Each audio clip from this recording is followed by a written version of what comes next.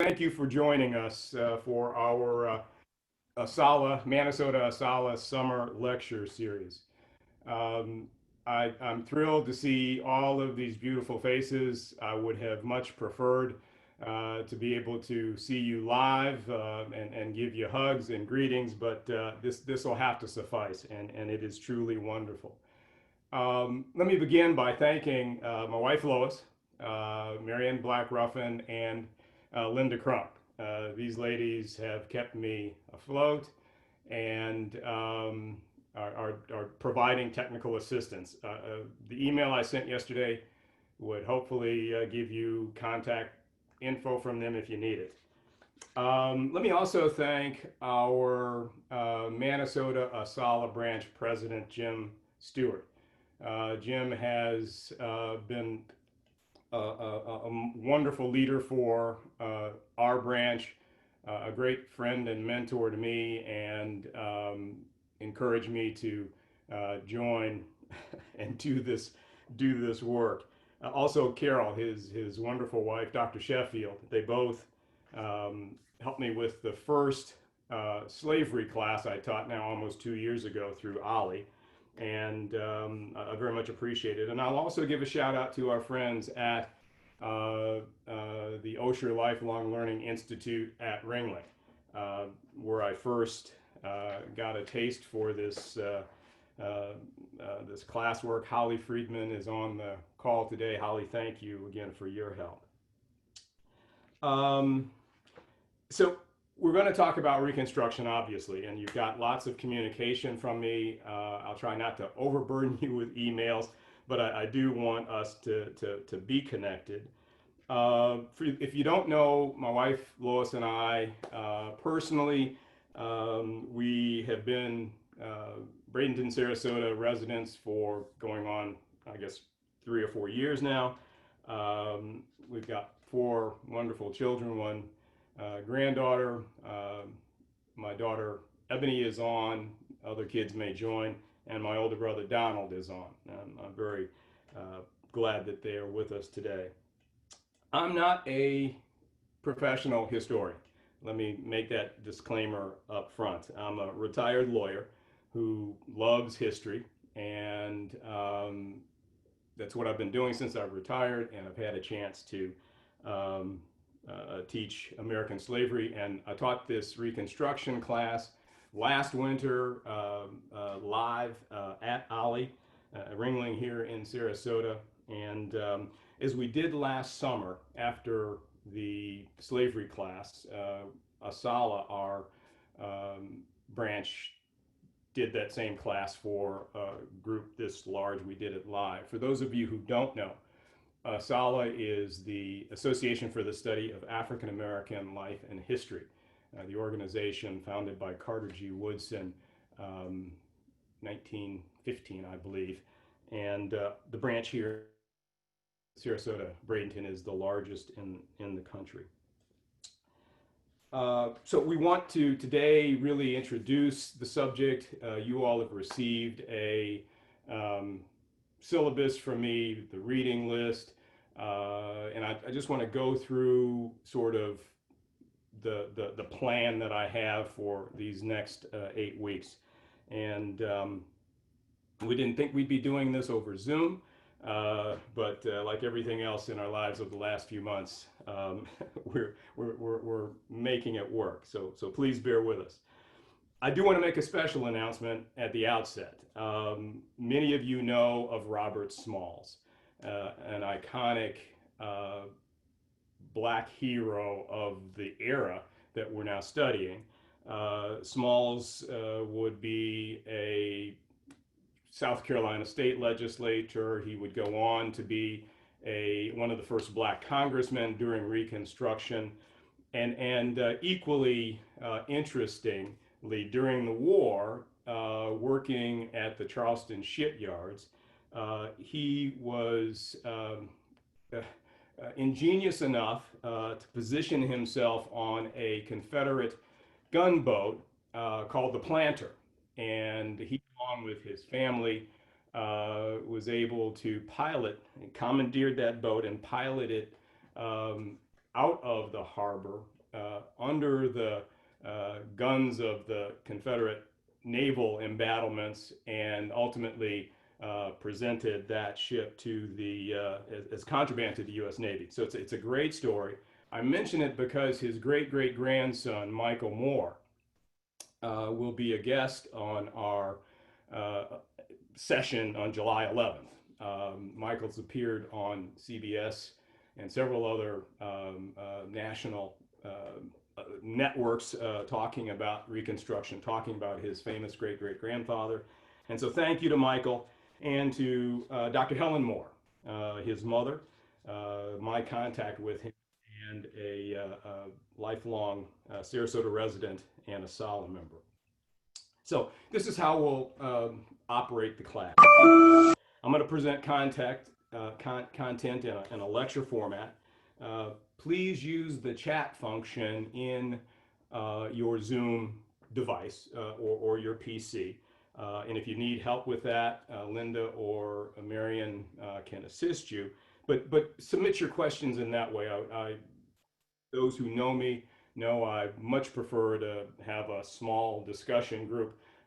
That's not happening, but I do definitely want input from you. I want your questions. I'll break every 20 minutes or so and take a look at those questions and answer them. Feel free to contact me in between classes with questions or concerns, and I'll try to answer those. And I'll also try to share your questions and responses with the class at our next session. I'll do my best, as I've tried to do, to use the BCC function when sending emails to protect your privacy. And let me address the 4th of July. I know there's some concern. We planned this class for Saturdays. Saturday this year obviously falls on the 4th of July. And in my small mind, I figured we're all staying in, so let's just hold the class. But that's my small mind. You all might be planning big picnic plans. So what we're going to do next week, Zoom has a poll function. So Marion's going to set that up, and we'll get your preference for doing it on the 4th, or doing it on the 3rd Friday, or doing it on what would be the 6th Monday. I'm open to doing it any of those days if we don't want to do it on the 4th. Give me your feedback, not just your questions. Let me know what's working. If there are issues I'm not addressing that you think should be addressed, use chat, use email. Let's stay in touch. But let's get started. And let me, the old lawyer in me wants to make an opening statement. So bear with me for a minute. I entitled this course Reconstruction, 1862 to 1877, The War America Lost. And you might be curious about that title. The war my title refers to is not the Civil War. We know the winners and losers in that conflict, and we'll obviously talk more about certain aspects of the Civil War in this course. Trying to get my slides to advance. There we go. The war my title refers to is the war to defeat racism, to vanquish white supremacy, and eliminate inequality. Reconstruction presented America with the opportunity to restart its experiment in democracy. The 3 amendments to the Constitution, the 13th, 14th, and 15th, the Civil Rights Bill of 1866, the Reconstruction Acts of 1867, and the Civil Rights Bill of 1875, each of which we'll cover in this course, offered America its best hope to fulfill the promises enshrined in the Declaration of Independence and the Constitution. Some of these laws would be overturned even before the end of the Reconstruction by court decisions, or nullified by executive inaction, or trampled on by white supremacist terrorism. Victory in the war to which I refer would have compensated the freedman for his unpaid labor. It would have punished those who fomented the rebellion in defense of their so-called God-given rights to maintain property in men, women, and children.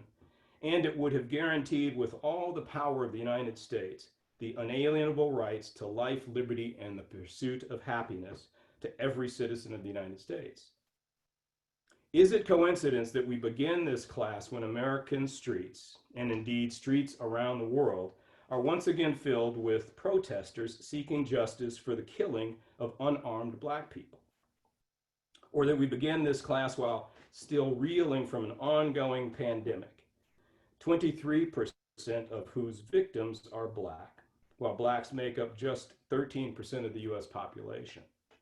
Or that we begin this class with unemployment, especially black unemployment, reaching levels not seen since the Great Recession.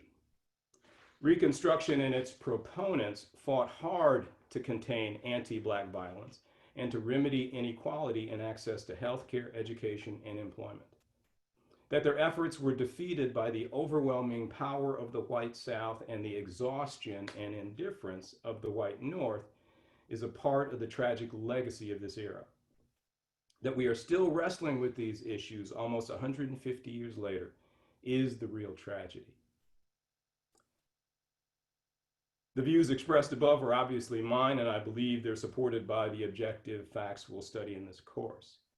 I invite you to examine those facts with me and decide for yourself. So moving beyond that, I want to begin with a short video. The series of videos are interspersed throughout our 8 weeks. And I've selected this for the course from a website, history and educator website tool called Facing History and Ourselves. It's a new resource I discovered, and its segment on Reconstruction is superb. I'll include a link to the website in our email after class, and you can search for yourself. Again, I think it's wonderfully done and includes all the material we'll use today. So let's watch why we study Reconstruction.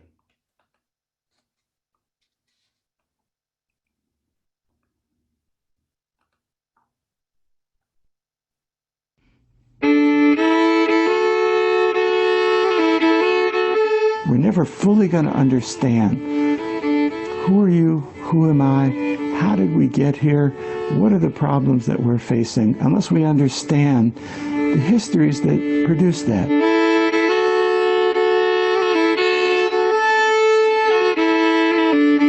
Reconstruction, to my mind, is the most vital period of American history. People were making history, out of the ashes of war, creating an entirely new country. The transfer from slavery to political liberty, practically overnight, had never happened anywhere else in history. This was a bold set of aspirations. And it set in motion civil rights, notions of equal citizenship, the empowerment of black people, the idea that white people and black people could work together, could live together, could govern together, could love together in a way that was unprecedented in American history. That was not going to be accomplished in 15 years, but it set in motion a series of things that we're still wrestling with today as a society. Who is a citizen? What should the rights of citizens be? What are the relationships between the federal government and the state governments? How do you deal with terrorism? That's a Reconstruction issue. Those central questions of who is an American, what does it mean to be an American, and what is the American government, and therefore what is America, are really laid down from 1865 forward. But all of this was happening in a society that had to face this and try to deal with this and define all of this practically overnight in the wake of an all-out war. It's a story of how ordinary people facing very difficult odds try to create a better society, try to create a functioning democracy, try to create a semblance of equality in this country. In its highs and its lows, and its tragedy, its corruption. It's just a remarkable story, and every student of American history should know it.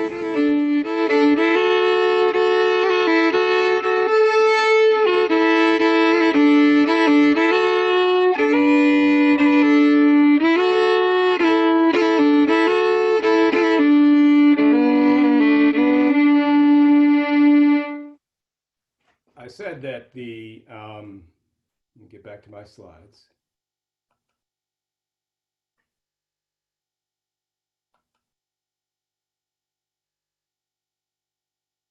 Just give me a minute here.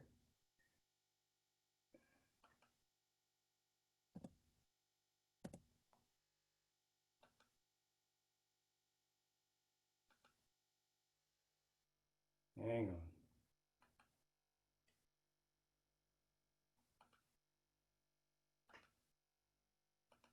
Technical issue, Marion. Mute yourself. I'm trying to get my slides back up. Well, let me use this timeline. I said that website was wonderful. It helps that 4 or 5 of my favorite historians, contemporary historians, are participants in that video. It's marvelous.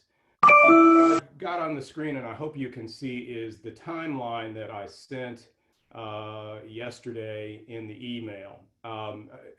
Many of us hated history in high school, maybe college, because the dates, the names. That's not the purpose of the timeline. The timeline is to give you a snapshot, really, of this enormously momentous period in our history in terms of events and people and places. And so it's there for that purpose and really no other. And I'm not going to spend a lot of time on it, but really what I'm trying to get my slides back. All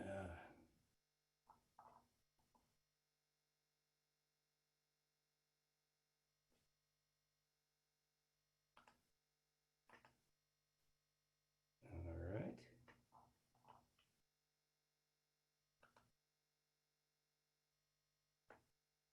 What I was going to do was go through the. David, you're yes. okay? Well, I'm not getting my slides back up from the share. All right. Okay. Would you stop sharing for a second? Got it. No, I'm talking to David. I got it. All right.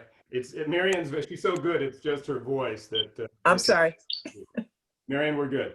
You're good? All right. See the syllabus.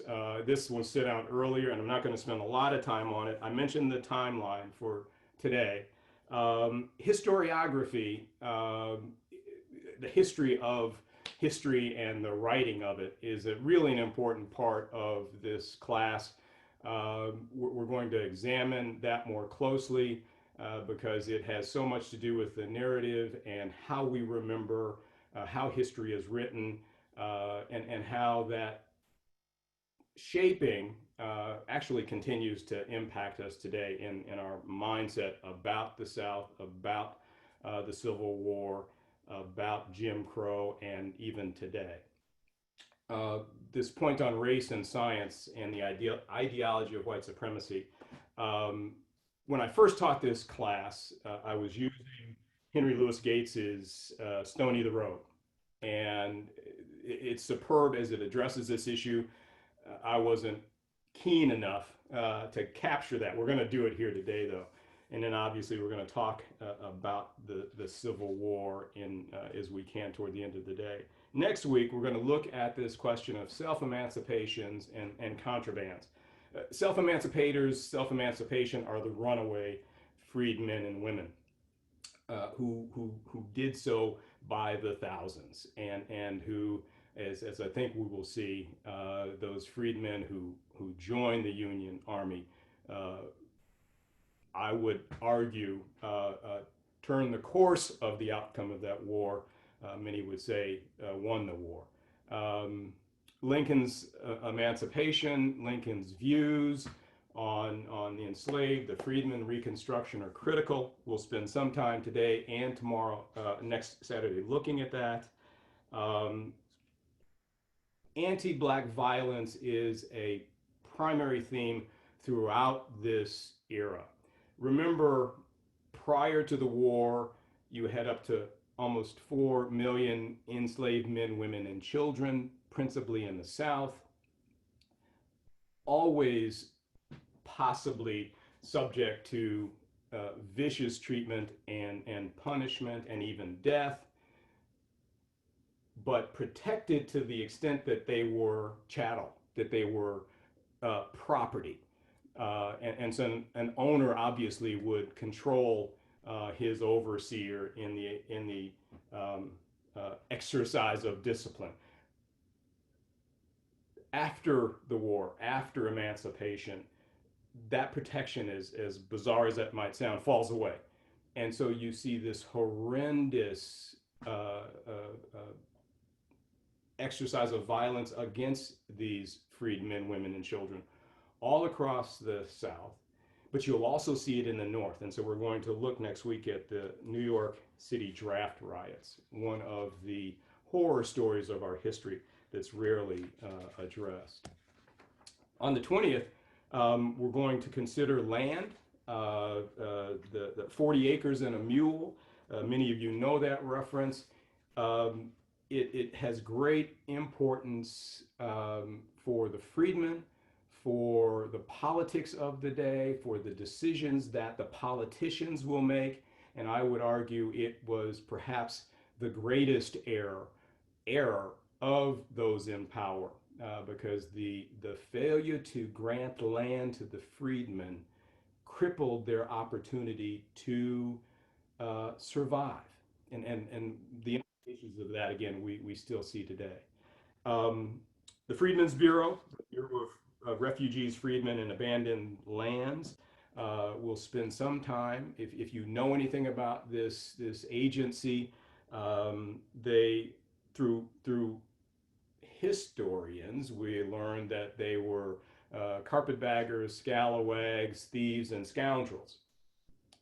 Through, I think, the truer history, we will find that the Freedmen Bureau agents, most of whom were Union officers, many of whom returned to the South with freedmen aid societies, saved more poor black, poor white men, women, and children than they're ever given credit for.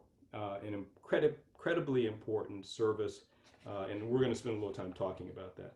Also, we'll introduce Andrew Johnson next week, President Andrew Johnson, and his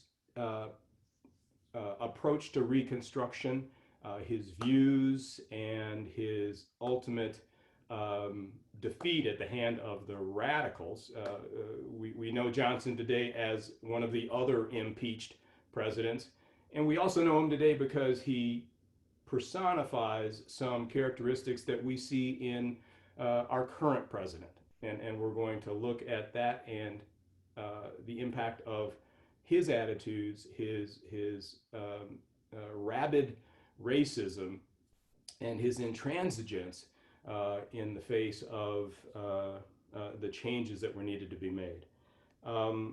On the 27th of June, we'll look at the labor in the plantation. We talked a lot today about essential workers in the midst of this pandemic. There were a group of essential workers during Reconstruction after the war. The South was devastated. The economy in the South was in shambles. And capital in the North, investors and those in the South who still had their property, needed to get the South working again. And you can imagine who they looked to for that purpose. The Black Codes were essentially the old slave control put in place by the first post-Civil War governments. So if we think about this almost 20-year period of time, the first set of new governments put in place in the South, the Johnson governments, were essentially Confederates who'd come back home and regain power and who understood the need that the South needs to get back to work. And so Black Codes were put in place legally, essentially took whatever freedoms the newly freed men, women, and children had away. So we'll spend some time looking at that. We'll conclude on the 27th looking at the essentially end of presidential Reconstruction, when radical Republicans take power from Johnson, override all of his vetoes of the positive Reconstruction era legislation, and at this point we see the emergence of black political power. Almost 2,000 black men will be elected at the local level, the state level, the federal level, and we'll spend quite a bit of time looking at that story. And then on the 4th of July, we will look very specifically at how the radical Republicans reform the South. We'll look at the districts, the federally run districts that are set up in the South to change what Johnson had tried to do. And that's where we will see these experiments in interracial democracy in state and national politics for the first time. We'll see the real great potential of Reconstruction. On the 11th, I've said we're going to have our guest, Michael Moore, join us, and we will focus on the black elected officials. We'll obviously look at Civil Rights Act of 1866, the 14th Amendment, the 15th Amendment, critically important amendments to the Constitution, and we'll use Fauner's book, The Second Founding, to cover those. But I want to spend as much time as we can talking about not just who these black office holders were, but what they accomplished. The teaser I will leave you with is that prior to the black politicians at the state level taking office, there was not a public school system in the South. To my mind, had these politicians done nothing other than establish schools as they did, history should look on them as the most successful politicians in the world. They brought education for the first time to poor black and white people in the South. If you can imagine a society, yesterday had no schools and tomorrow has schools, you understand the importance of that. And it also reinforces how important it was to freedmen that they be educated. And we'll look at the ways in which, even before these schools were formed, as black men and women and their children moved out of slavery, highest on their list of priorities after feeding themselves and protecting themselves was to educate themselves. We'll also try to squeeze in a look at the Force Acts and the rise and fall of the Ku Klux Klan.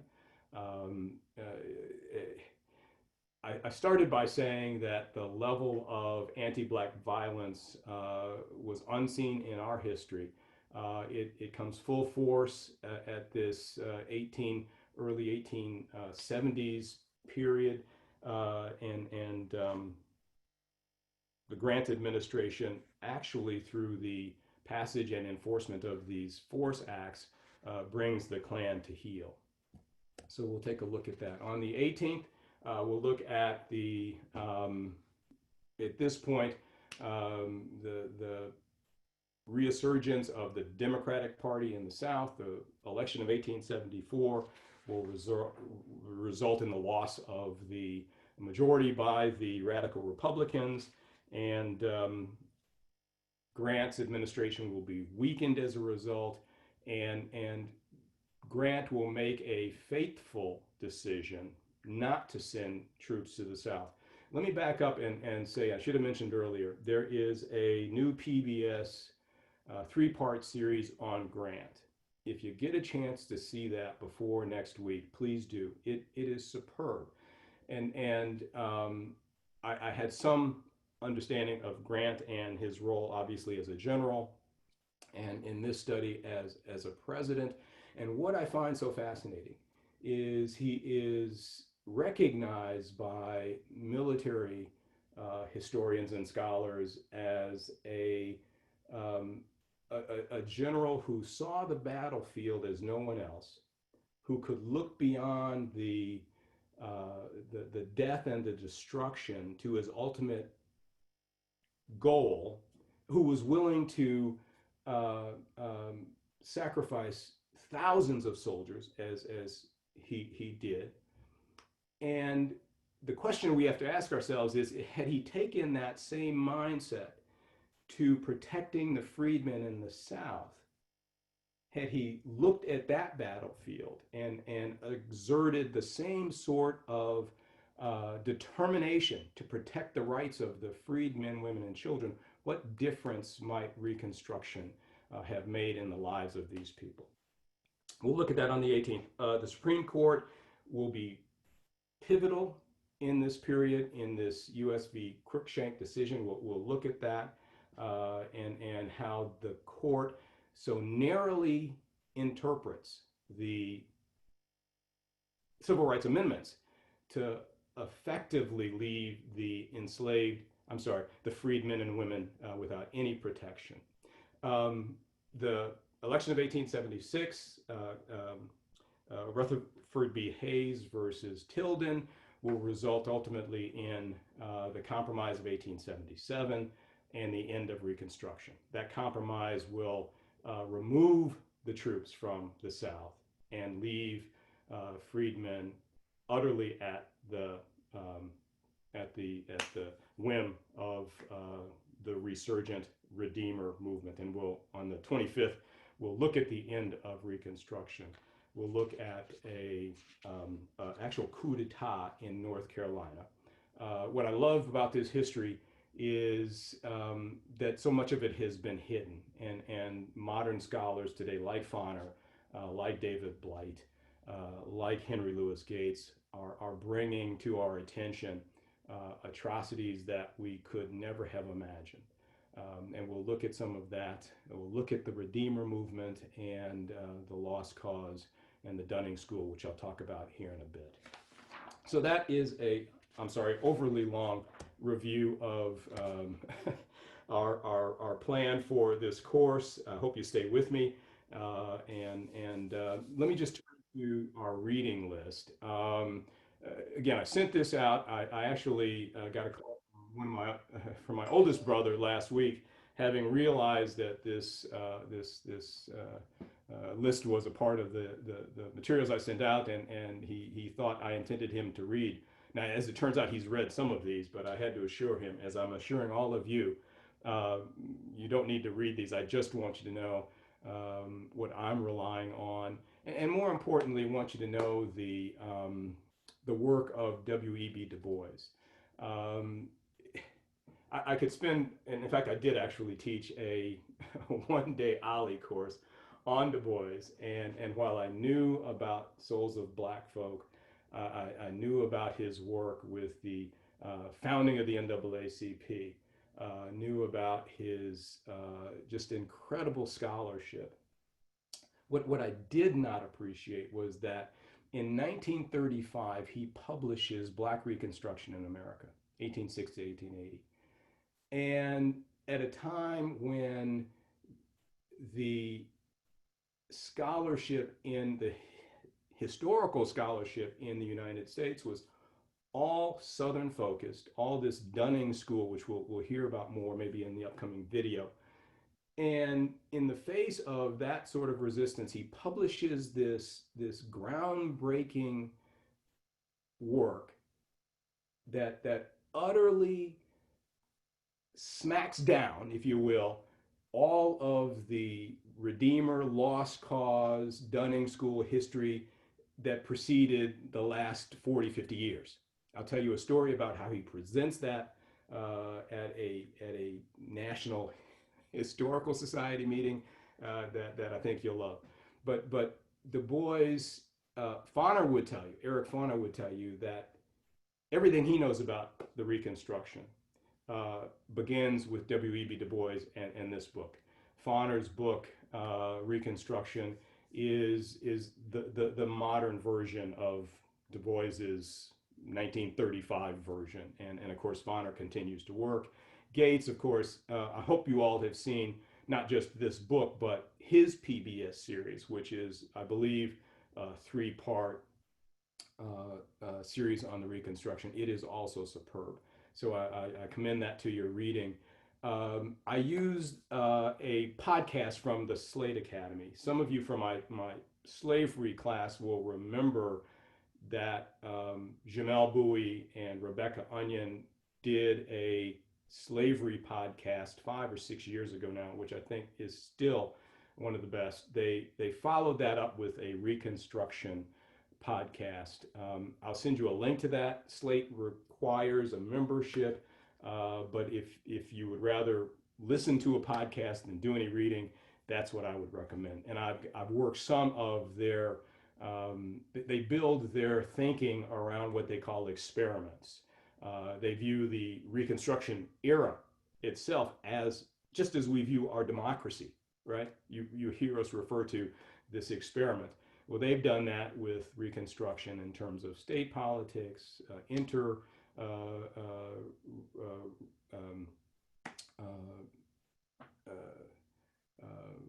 politics at the national level. It's just a marvelous piece, and so again, I commend that to you as well. Let me stop. I haven't had a chance to see if we have questions, but I think Marion and our team were supposed to be gathering those. No one posted any questions, David, but I'm sure they have some.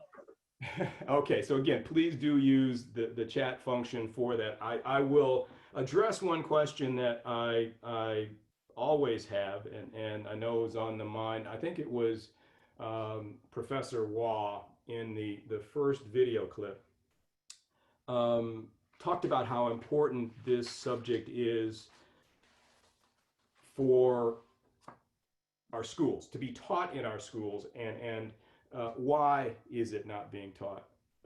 I have an undergraduate degree in American Studies. The focus of my degree was more the late 19th century, early 20th century, beyond really Jim Crow, looking at the Harlem Renaissance and more early civil rights activity in the North. But we did look at, obviously, through my 4 years, American history. And well, I had wonderful teachers, and we touched on the Reconstruction. I should have known more. I should have asked more. But we don't, our kids are not getting this history. And so in response to the question, why not? It is, as students from my slavery class remember, we refer to it as hard history. And in order to truly teach Reconstruction, I believe teachers have to be prepared to wrestle with white supremacy, wrestle with the racist justifications for slavery that then allowed the post-Civil War, the Reconstruction era, sort of violence that I said we're going to talk about here and examine. And so I think it is tough to teach. I think that unfortunately teachers jump from Civil War into the 20th century and keep moving. They may touch on Plessy versus Ferguson separate, but they may get to Brown versus Board of Education. But to miss this, depending upon how you counted, 15 to 20 year period is I think a real tragedy. So I think I have another video clip. Let's play that, and then I want to get into two other areas before we close today. Contested history, again, from Facing History and Ourselves.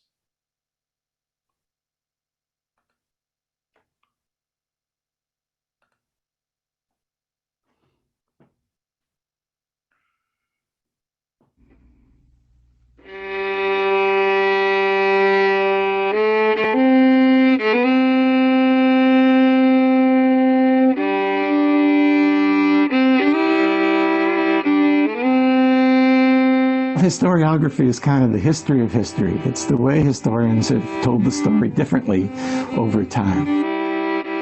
The historiography of Reconstruction is particularly volatile. It's particularly dangerous. It's particularly hard to touch. Well, Reconstruction was once called by an American historian long ago, Bernard Wiesberger to be exact, in 1959. He called it the dark and bloody ground of American historiography. Well, why? Why has this basically decade-long period of our history been so contested, so contentious? The reason Reconstruction was so contested, and the reason it is still contested, is because it was essentially a decade-long referendum on what the Civil War actually meant. Who or what actually had won? Those are huge and profound questions with very different answers depending on who holds the power, who's making the law, who gets to control race relations, who gets to control access to the ballot box, who gets to control access to civil liberties. So the very issues of Reconstruction are, if anything, eternally contested.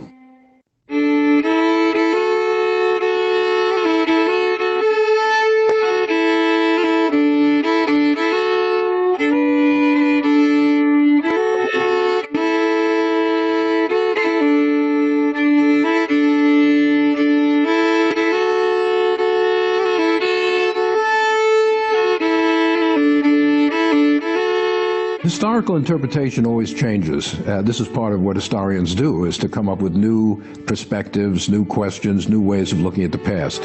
And the Reconstruction era has been the subject of an enormous change in historians' perspectives over the last 30 or 40 years.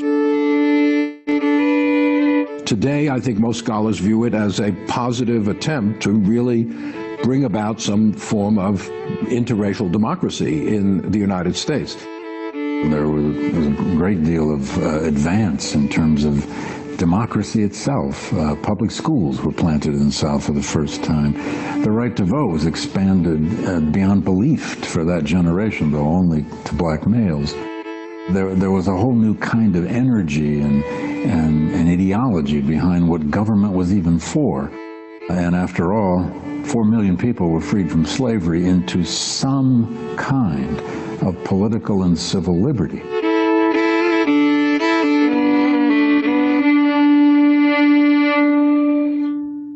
I would say that African Americans exerted more real political power in more places during Reconstruction than they do now. Please bring me shelter. In Reconstruction, you had a black majority in the legislature of South Carolina and Mississippi. You had blacks holding really significant positions of power. And the black community was very politically mobilized during Reconstruction. But all the while, seething underneath and eventually bursting out in violent reaction, there is a counter-revolution brewing on the ground in the South. One of the ways that white Southerners attempted to grapple with this profound shift, profound transformation in their identity, this inversion of the social hierarchy, was lashing out in violent fashion. Their primary goal was political. Their primary goal was to stop black politics. When the rain has come. Violence was successful in causing the federal government to abandon freed people and to leave the South to the whims of white Southerners.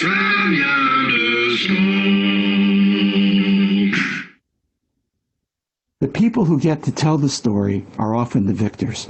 So the people who wrote the first histories, who established the form that other historians relied on, were the descendants of slave owners. Ulrich Bunnell Phillips, Dunning, Burgess, all of these historians who were the first people to write the history had family ties to slavery, and so they wrote justifications of slavery because they thought it was right.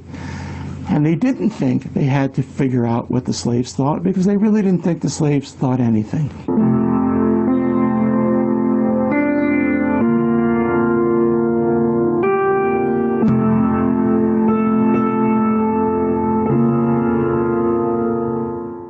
traditional view, as we call it, or the Dunning School view, named after William A. Dunning, a professor at Columbia University more than a century ago. The traditional view saw Reconstruction as the lowest point, really, in the whole narrative history of American politics and democracy. Cast of characters were carpetbaggers, that is, Northerners who came down to the South, according to this view, to just reap the spoils of office, scalawags, who were white Southerners who cooperated with these new regimes, and then the blacks themselves, the former slaves, who were variously described as being either just totally out of control and running amok, or as children, basically, who were incapable of actually exercising the rights that were thrust upon them and therefore manipulated by white people.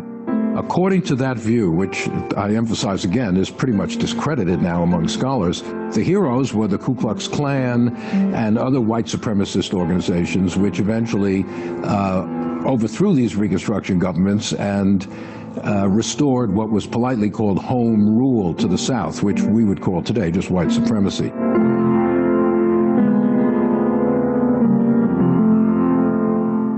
What the early historiography of Reconstruction really tried to emphasize in a very devious way was that race didn't have anything to do with the Civil War, that it was a conflict in which black people were not the central actors, and Reconstruction itself was a vindictive attempt on the part of the federal government to enact revenge on the South, on a helpless, prostrate South.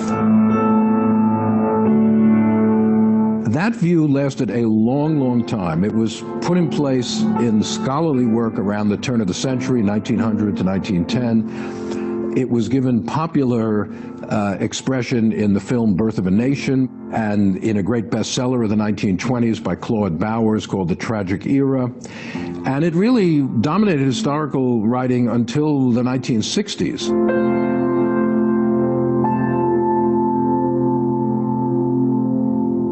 And it not only was a view of history, but it had a certain lesson about American politics and race relations. The fundamental underpinning of it was that black people are just incapable of taking part in American democracy. And the political lesson of that idea was that therefore the white South was justified and correct in taking the right to vote away from blacks. And throughout the early part of the 20th century, when people demanded democratic rights for African Americans in the South, they were always met with this response, well, if that happens, we're going to have another Reconstruction. The horrors of Reconstruction will come back if the South, the white South, has to give up any power whatsoever to black Southerners.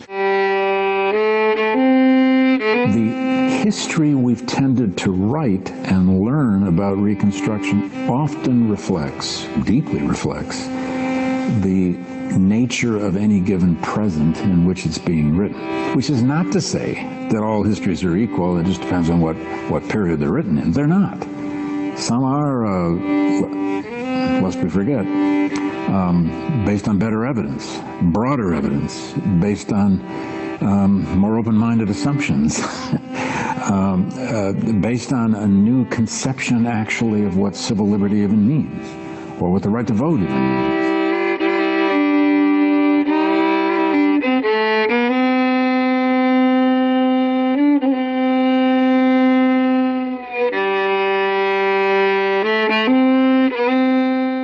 Even though there was this very pervasive idea being perpetrated by white historians of what Reconstruction was about, you also have a counter memory, a counter historiography, if you will, by black scholars, as well as everyday people at the communal level who have their own memory, their own history of what Reconstruction meant.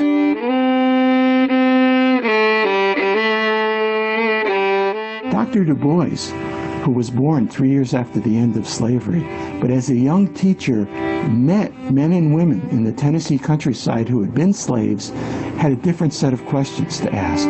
He wanted to know what the slaves thought.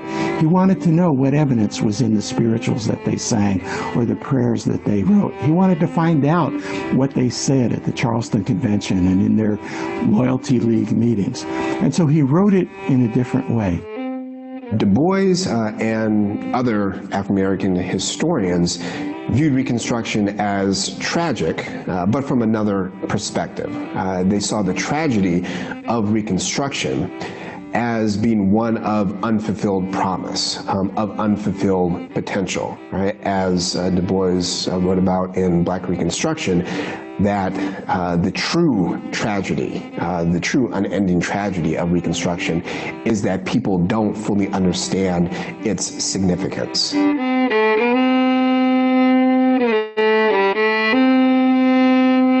Principally, insofar as the rights of African Americans are concerned, the transformation of the United States from a slave society to a multiracial democracy, which was really what Reconstruction was attempting to achieve. That's a grand experiment. That's an audacious aspiration. And it's not one that was going to be accomplished in 10 or 15 years. And so to assess Reconstruction as a kind of failure, I think, is a short-sighted interpretation of Reconstruction. We need to think about Reconstruction as one act in a series of dramas of democracy.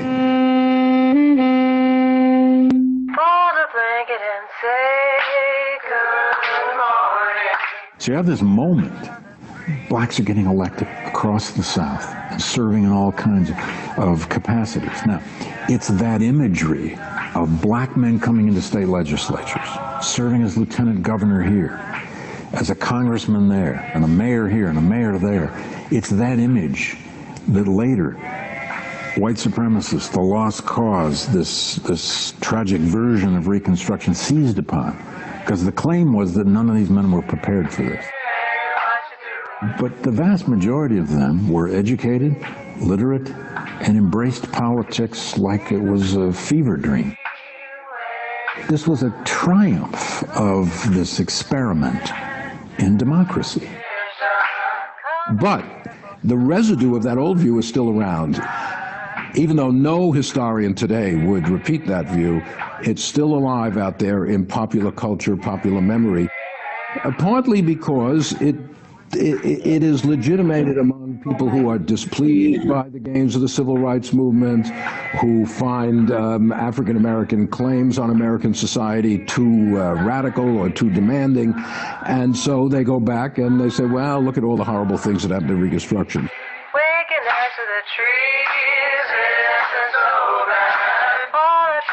So what do you do if you know a truth that's very valuable?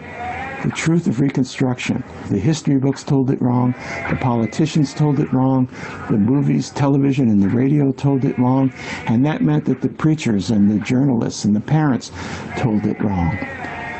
The lie has outlived the truth in this respect, except in Dr. Du Bois's Black Reconstruction in America, except in the generation of historians like Eric Foner and Barbara Fields and David Roediger, who have told the truth about these things.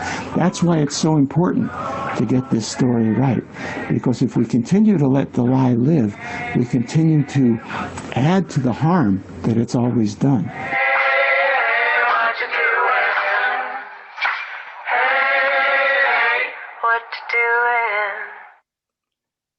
The music alone in this series is I think worth the playing. Let me see if I can get this turned off and back to our slides. All right.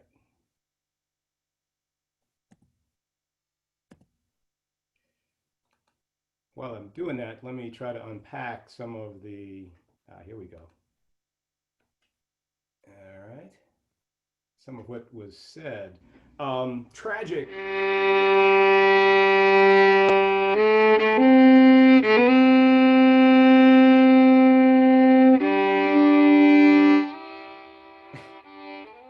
to do too many things at once. Historiography is kind of the history of history. It's the way historians have told the story differently over time. Stop. The reference to the word tragedy in reference to Reconstruction recurs often. You heard these historians use the term. And so the tragedy from one perspective, as we heard earlier, is the lost potential, the potential that America would truly begin to live up to its creed, live up to its commitments to the men, women, and children who had served it without compensation for almost 250 years to that point. The tragedy from the other perspective, of course, is that you had this era of uncivilized, barbaric Negro rule. So that's the tension we look at when we consider Reconstruction. Du Bois has a great quote. You may have heard it. I just share it with you before we move on. This is from Black Reconstruction. He says, "Then came this battle called Civil War, beginning in Kansas in 1854 and ending in the presidential election of 1876. 20 awful years. The slave went free, stood a brief moment in the sun, then moved back again towards slavery." We'll use that again later, but it's again one of my favorite pieces from that. And we'll also find an opportunity to test Eric Fauner's point that African Americans during Reconstruction exerted more real power than we do today. A question for us all to ponder. The reference to Black political activity, I think that David Blight described it as a fever dream. It is not an exaggeration, and I'll try to paint that picture more clearly as we go forward, but you have to imagine Emancipation Proclamation, or even the end of the war, when, as you all recall, the emancipation applied only to those southern states who had seceded. People of African descent remained enslaved in the border states and a few throughout the northern states. And my wife was telling me I'm not speaking loudly enough, so let me try to do that. But in every instance where freed people had the opportunity, they met together collectively in conventions, and we'll examine these conventions, and their purpose was to better their lives, to educate themselves, to engage in what they had seen the enslaver engaging in for all these many. They wanted to participate.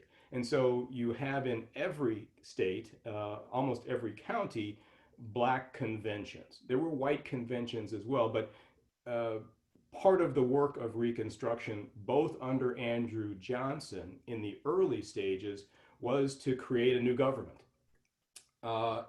After the radical Republicans took that responsibility away from Johnson and instituted the federal districts in the South, those conventions again reconvened, run by Black men primarily, and they put in place governments that would exist, again, depending upon which state you're talking about, 3 to 5 to 6 to maybe even 10 years. What's most interesting to me, and then we'll move on, the constitutions that were written, and indeed many of the laws that were passed, remained in place even after those governments were overthrown. Even once the Redeemers took over white control of the South, those laws, the constitutions that were written by those Black politicians, stayed in force for 10, 20, 30, 40 years afterwards. So we ask ourselves if indeed this was an era of uncivilized Negro rule. They somehow managed to write some very good legislation and constitutions. Let me pass on here quickly. I mentioned race science when we were talking about the syllabus. And I want to spend a few minutes, not much, but when I first taught this class, my friend Claudia Swan, Ed and Claudia were members of the class, and she approached me afterwards and she said, "Why aren't you using more of Gates's Stony the Road?" And I told her, I said, "Well, it's a superb work." I said, "But Gates focuses so much of his work on the really end of Reconstruction, moving into Jim Crow and then into the New South, and ultimately describing the new Negro in the Harlem Renaissance era." I reread the book after Claudia's feedback, and I realized that I had missed perhaps the central premise of Gates's book, that Reconstruction, Redemption, and Jim Crow were each the result of efforts to maintain and strengthen white supremacy. Reconstruction was overthrown because of the fact that black men sitting in seats of power, exercising political power over white men, was untenable. Redemption succeeded because the proponents of white supremacy had the guns, numbers, and will to murder. And Jim Crow was the New World Order that would exalt white power and terrorize black Americans for the next 75 years. Okay, Lois is telling me to increase the volume. I don't know if this will help. Let's see. I maybe need to get a microphone. Okay. Race science, or scientific racism, was just one of the several mechanisms employed in this effort. Recognized today as pseudoscience, leading scholars in Europe and America brought their Enlightenment orientation and so-called scientific method to the age-old question of difference among differently appearing people. Tell them to speak of you. Do what, hon? They lost you. Just tell them to speak of you. Okay, Lois is advising me to tell you all to use speaker view from your devices. I don't know, is this everybody lost me or one or two people? Okay, let me move on. I hope most of you are still with me. Which Lo? Everybody or just? I don't know. Okay, let me just move on. So these weren't new questions. In my slavery course, we considered Thomas Jefferson's notes on the state of Virginia, where he said, "They," referring to blacks, "are at least as brave and more adventuresome than whites because they lack the foresight to see danger till it be present." Jefferson wrote, "Africans felt love more but felt pain less," he said, "and their existence appears to participate more of sensation than reflection. That is why they were disposed to sleep when abstracted from their diversions and unemployed in labor. An animal whose body is at rest and who does not reflect must be disposed to sleep, of course." So this is actually some of the kinder sentiments Jefferson expresses in his notes on the state of Virginia. I commend that to your reading as well, but it's a rather shocking revelation of the racism of our third president. What was new about these questions and why Gates worked them so neatly into a study is the increasing tension between pro-slavery and anti-slavery forces leading up to the Civil War. The pro-slavery South needed to counter the increasingly influential Northern abolitionists, and the so-called evidence of inferiority of the enslaved population was welcome ammunition. In the Cold War, soon to be the Civil War, fought over the question of freedom or continued enslavement of black people. So two questions posed by these pseudosciences. What was the cause of blackness in Africans, and did black and white people emerge from a common origin, monogenesis, or were there in fact two distinct races, some would say two distinct species, the theory of polygenesis. As Gates says in his book, 19th century racial science was often cited as justification for racial slavery, and developed largely along two lines, blackness or monogenesis or polygenesis. Harvard would become the center of this debate, and Louis Agassiz, its most famous proponent, hired by Harvard in 1846, Swiss-born paleontologist and naturalist, actually created a department. And Harvard then would be followed by other leading schools at the time. Samuel George Morton, a Philadelphia doctor and phrenologist, would add to this body of work with perhaps the world's largest collection of skulls. And his premise was the size and shape of the skull would determine the quality of the brain's power, and its power to make moral decisions.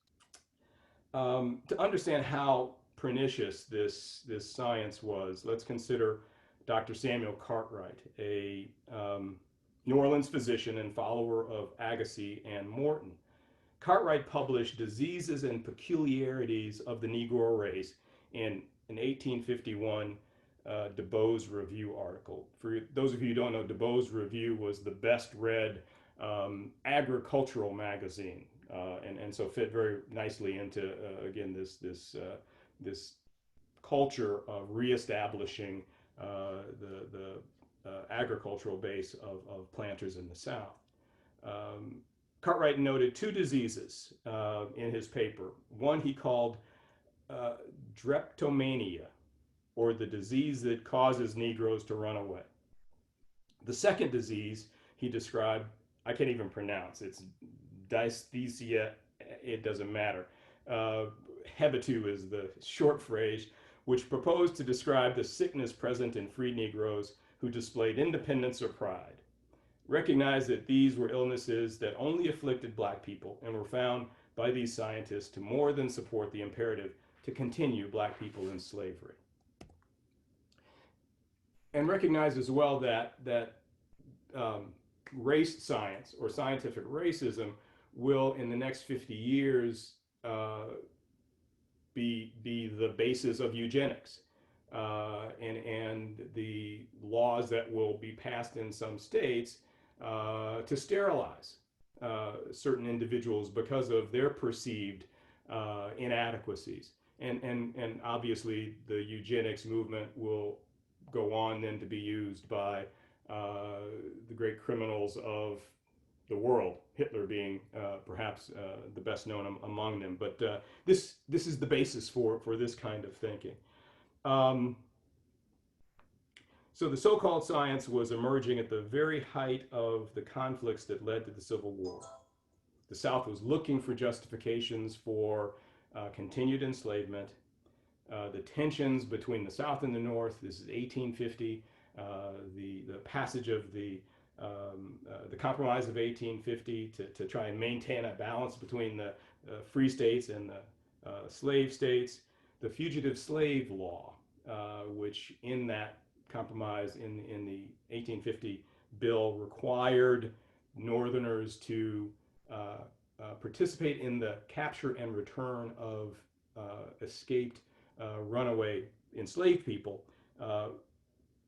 was really maybe the last straw for the North. And it's in that context that you see this science emerging and being used, obviously, by enslavers in the South.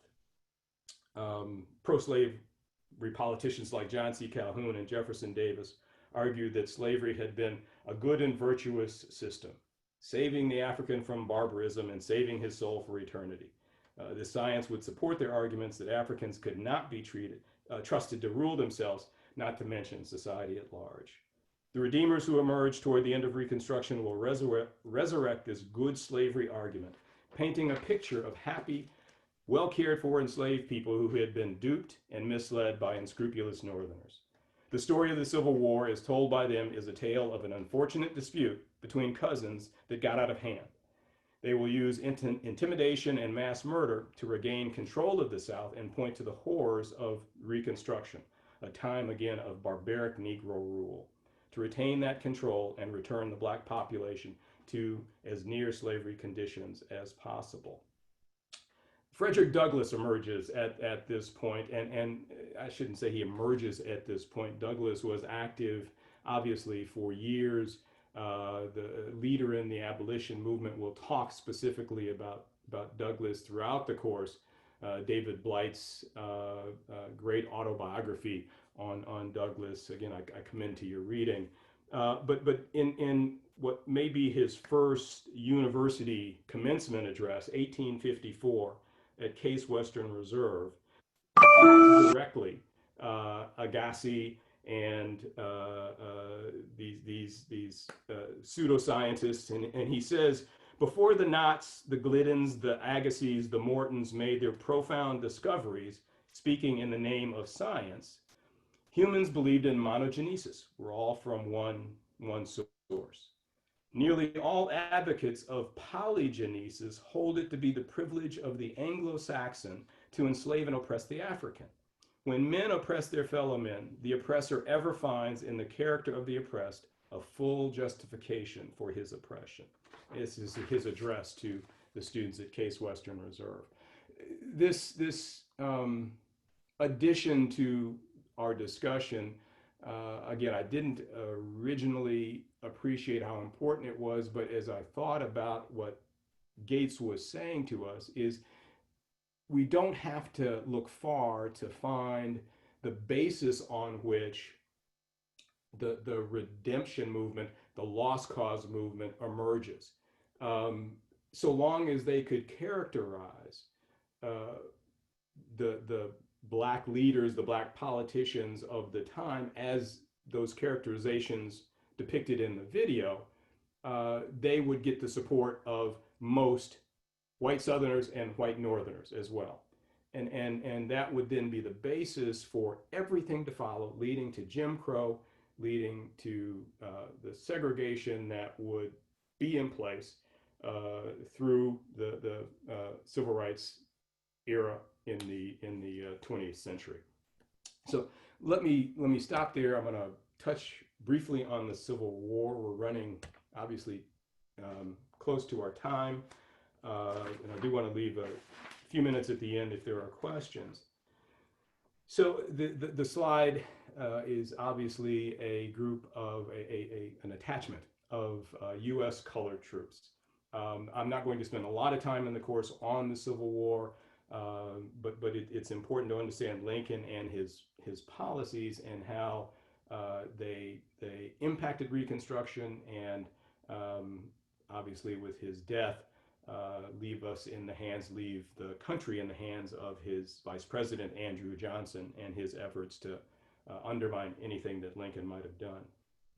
So while Lincoln and his government were careful to avoid talking about the Civil War as a war to free the slaves, most enslaved and free people of color saw the conflict as exactly that. Du Bois said the Civil War meant emancipation, and the Black worker won the war by transferring his labor from the Confederate planter to the Northern invader. The enslaved, according to Du Bois, and presumably based on his firsthand interviews with formerly enslaved people, watched the progress of the war carefully, assessing the likely outcome, and moved to the Northern lines once it became clear they were likely to win. Du Bois is unique in so many ways. As a part of his doctoral thesis, he was teaching throughout this era, and over the summers he would go into the countryside because he was at Fisk for part of this time. He'd go into the countryside and he lived with Black people in their homes, taught in their small schools, and obviously some of these people had been enslaved. Some of them had been involved in Reconstruction politics. And so this is the kind of scholarship, the kind of research that he was doing. And so he knows from which he speaks on these subjects. Du Bois's chapter in his book on the General Strike reflects his Marxist economic orientation and his propensity to describe events as the result of labor versus capital. Labor, of course, being the escaped enslaved people, and capital being the oligarchic planters.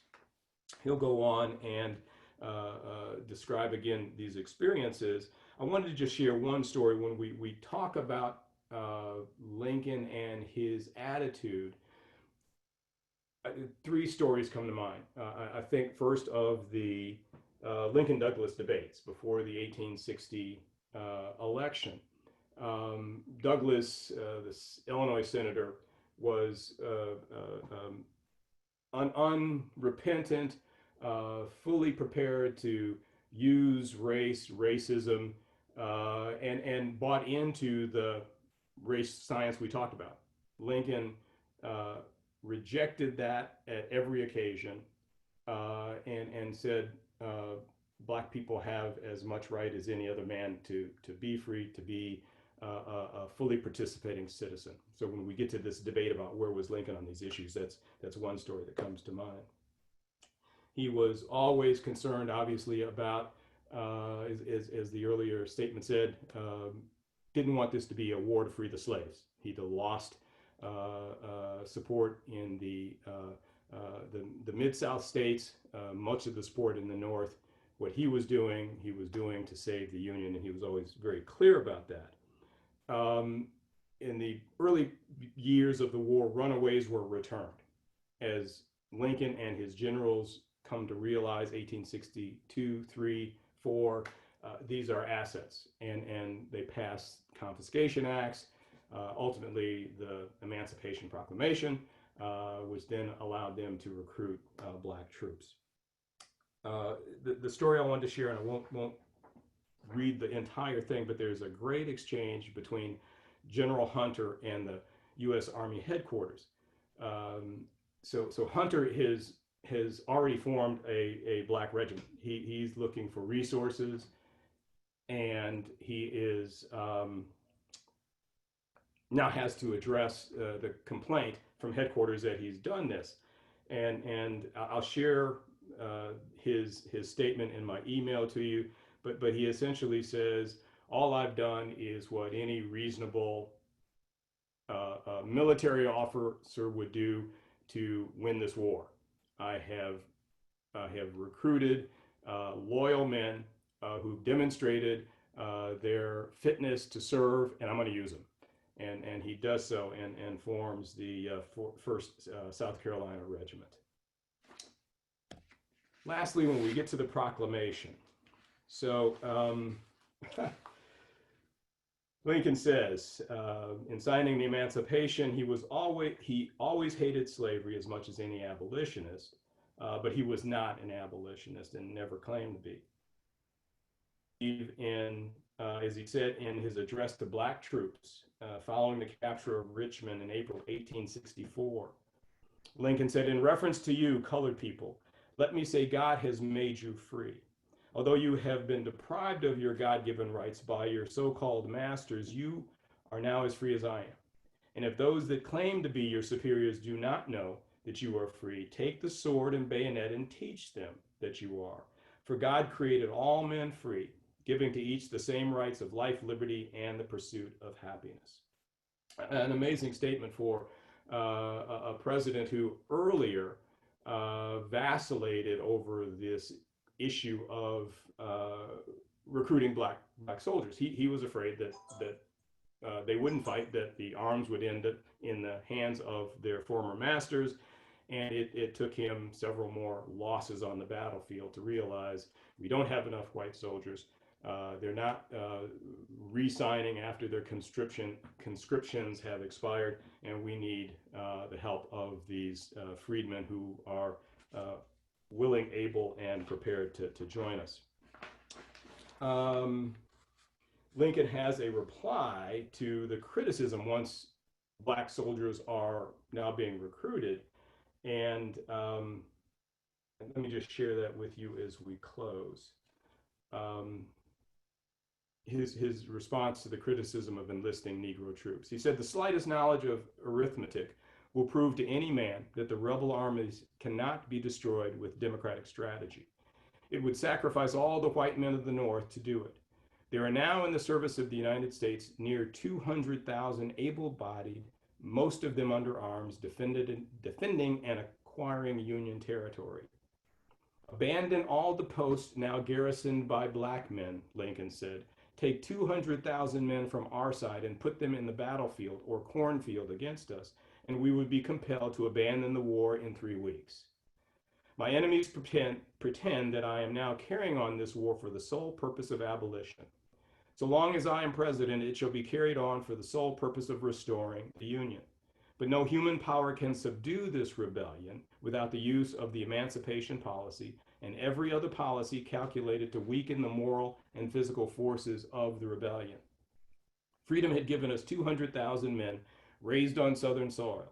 It will give us more yet, just so much as is subtracted from the enemy. This is from Du Bois's Black Reconstruction.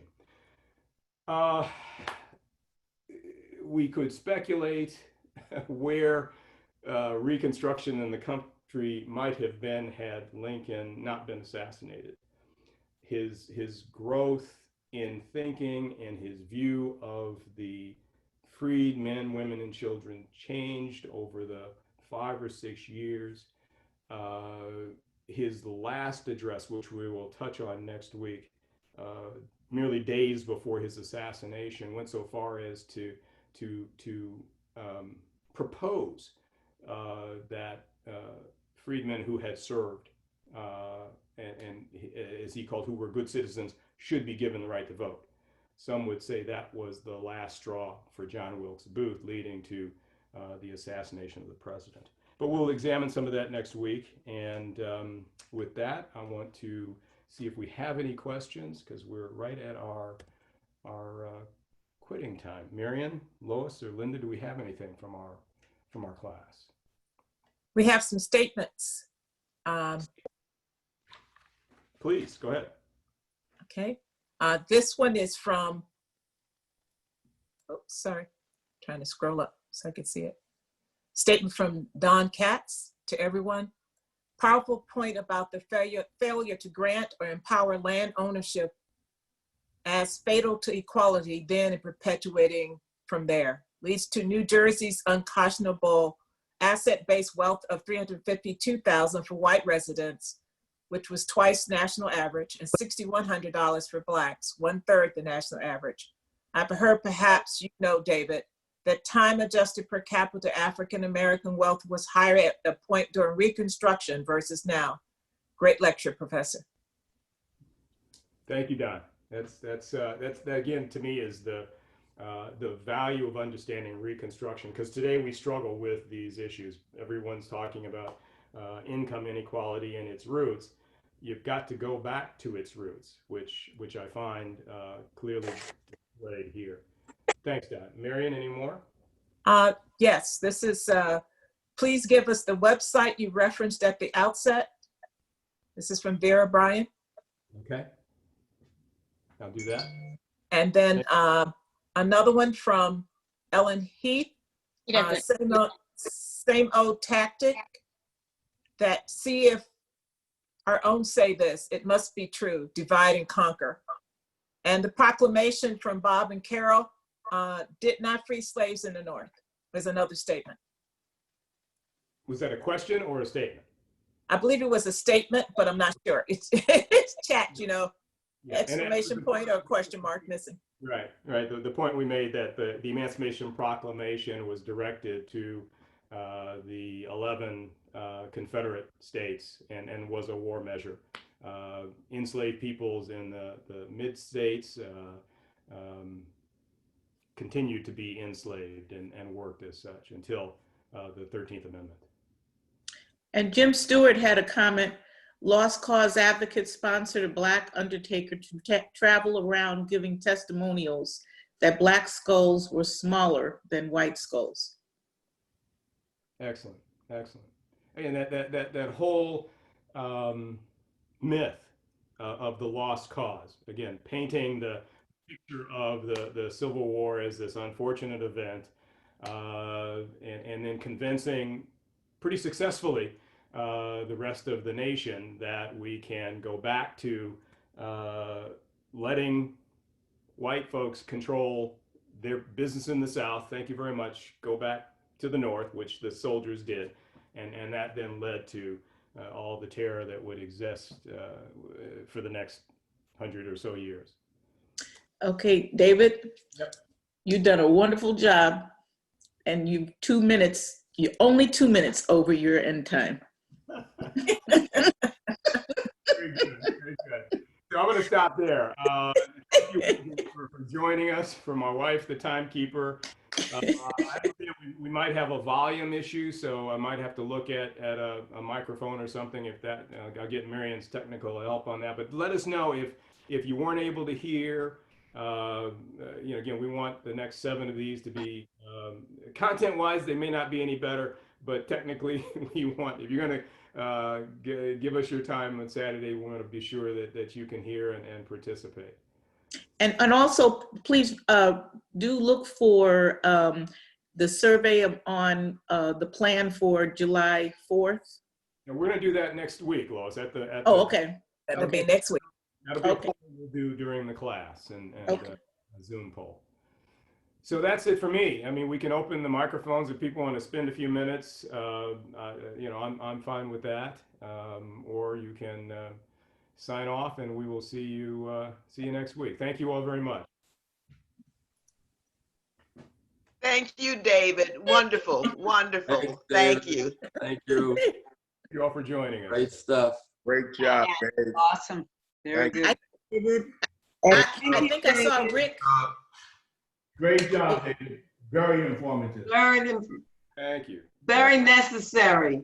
Appreciate all this information. Right. We didn't open this for you all to compliment me. Talk to each other. Okay. Great job, David. All right, have a good day. Be well, everyone. Okay. Thanks again. Bye. Bye. Bye, Anthony. Thank you, David. And you can shut it down when you feel it. Miss Grandison, you have to unmute yourself. Can you unmute her? Oh, she already unmute her so she can. I think she's talking.